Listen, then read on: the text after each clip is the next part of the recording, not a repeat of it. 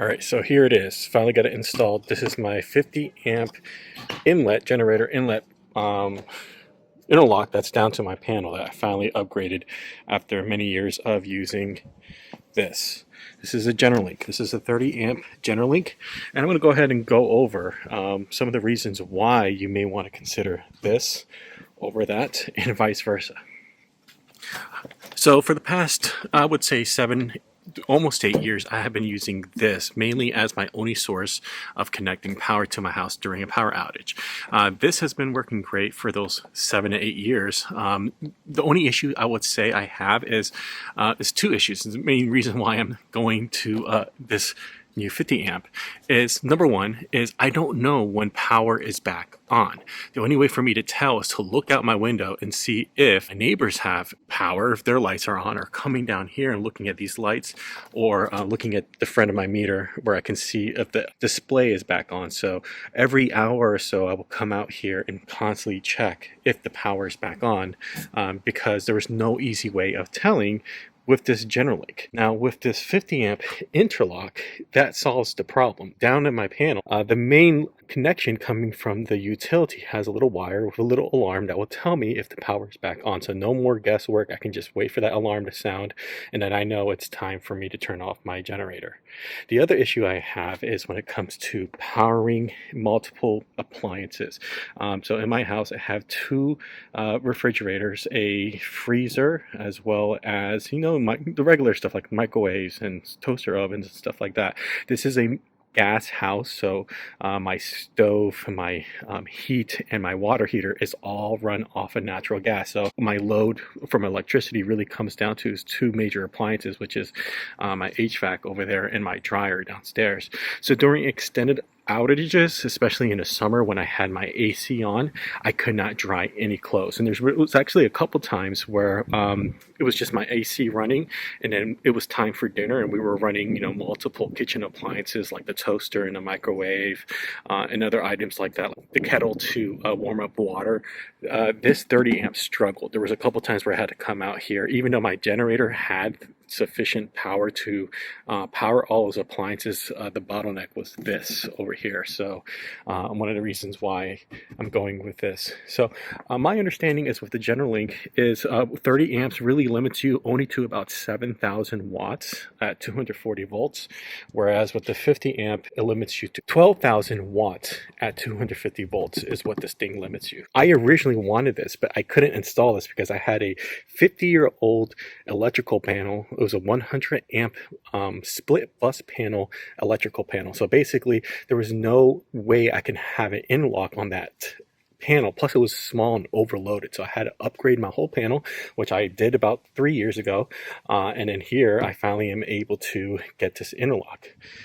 The advantages for this is installation. So most of the time, I would say 90% of the time, it's usually an electrician or the utility workers who are actually installing this versus this. So this is a very easy, quick install. The whole process took all but less than 20 minutes. Maybe less than that, where they just took out the meter, put this GenerLink in, put the meter in, and bam, you're done. So ease of installation, this definitely outbeats this right here. Ease of use, GenerLink wins hands down, because with this, when the power goes out, I gotta go downstairs, turn the main off. I have a little interlock switch, move it up, turn the generator on, and then run upstairs and connect this, and it works.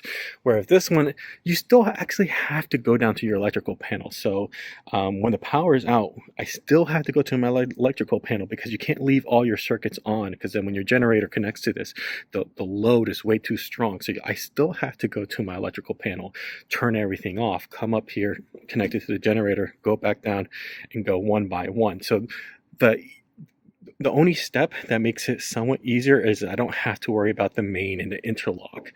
So overall, there's pros and cons versus the two. I've had this now for 7 years. It's been working great. I was super lucky enough that when I called my utility company, I was actually willing to pay for it and have it installed. But when speaking with a customer service individual at my local utility power company, they had a GenerLinks for free for people who asked for it. So this was installed for free. I didn't pay any money for it. I've had it to this day for 7 years and it's worked great. Unfortunately, these power outages are becoming more frequent, but now it's time for me to have a little bit more peace of mind. This is what this is for, a little bit more peace of mind when it really comes down to two things, like as I mentioned before, more power and being able to be alert when power comes back on.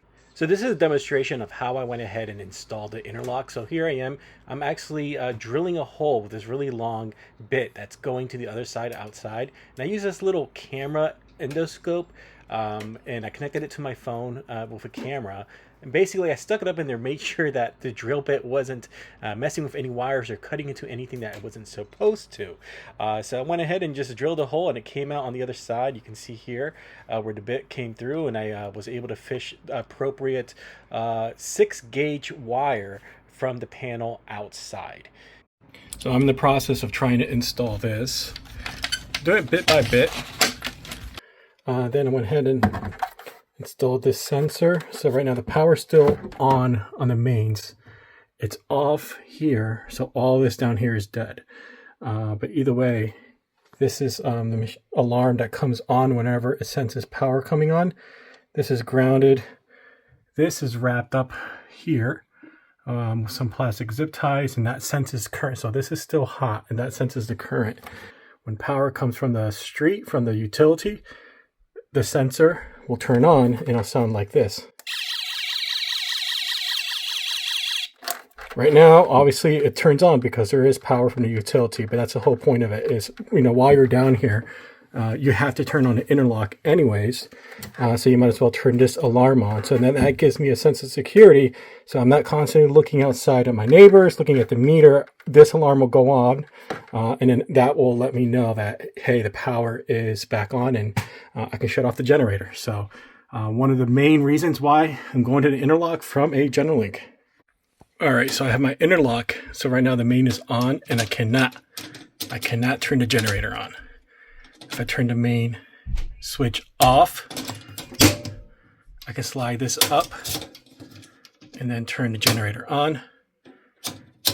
So this can't go back down, and I can't turn the main on. So this is the whole reason why you want to do this. And obviously you want to make sure that you have your labels. So I have a mechanical generator interlock. I have this little sticker on the actual generator breaker, plus a caution. So what's the point of having either a GenerLink or an interlock? Essentially is when the power goes out, you want to make sure that when you run your generator, you're not backfeeding into the whole system. So that's what those two devices essentially do, is they safely allow you to use your generator in your home to power your home without backfeeding into the whole grid. Now, with that being said, it all comes down to what is your personal needs at the time. Now, so 8 years ago, the GenerLink made perfect sense for me. That was the best tool that I could use in order to power my whole house. Given the constraints that I had, it was essentially a really old electrical panel, and the amount of cost and time it would take for me to upgrade the whole panel to eventually get an interlock. Fast forward a couple years later, finally got around to doing it, and the interlock makes sense. So if you're on the fence as to whether or not you should go with the GenerLink or the interlock, it comes down to obviously your personal preference, your personal situation. I can't really speak to that, but here's some quick advice. Number one is your electrical panel. Is your current electrical panel a candidate for an interlock system? Not all electrical panels can take it. For example, my old 100 amp split bus panel electrical panel could not work with an interlock, so I was not a good candidate 7 years ago. But that's your first thing you want to look into is, does your panel accept it? The next question you want to look into is, from your panel, do you have ease of access to install or run a wire outdoors in a convenient location for your inlet box? Now, if it's a really long run or if you got to drill a lot, it may not be a good choice. But for example, like for me, you saw where my electrical panel was and how close it was to outdoors. So it made sense for me to go ahead and use an interlock. So here's the other thing you want to take into consideration is your power needs. You can get by with a small generator just powering your essentials, which is cool. But when you have a large family, things get a little bit dicey. So first had a generator and I was using the GenerLink, it was perfect for my needs. But my family grew, got larger, my power needs grew. Back then, I wasn't working remotely from home. Now I am. So now having power at my house is a lot more important to me, and being able to run more things.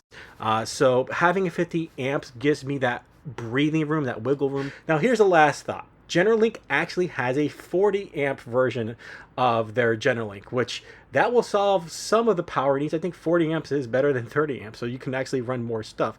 But then it comes down to, you know, knowing whether or not power is back on. If GenerLink can solve those two things, basically doing a 50 amp GenerLink with some sort of like notification that goes out to like either your phone or some sort of way to notify the homeowner that, hey, power is back on, then I would definitely be choosing GenerLink over Interlock, just for the simple fact that there's too many barriers to install Interlock versus a GenerLink. So hopefully you found some of this information useful and entertaining, and thank you for watching my video.